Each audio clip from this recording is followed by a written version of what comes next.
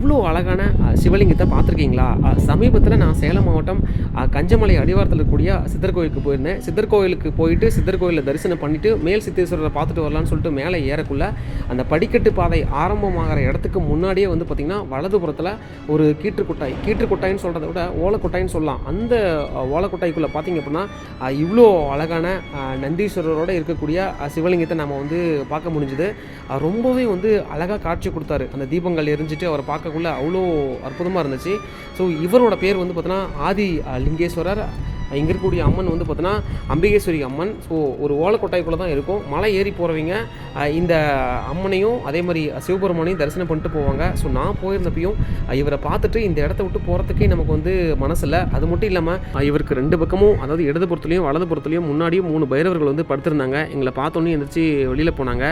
So இதெல்லாம் பார்க்கும்போது இவருக்கு பாதுகாவலனா பைரவரே வந்து இங்கே இருக்கிற மாதிரியே நமக்கு தோணுச்சு.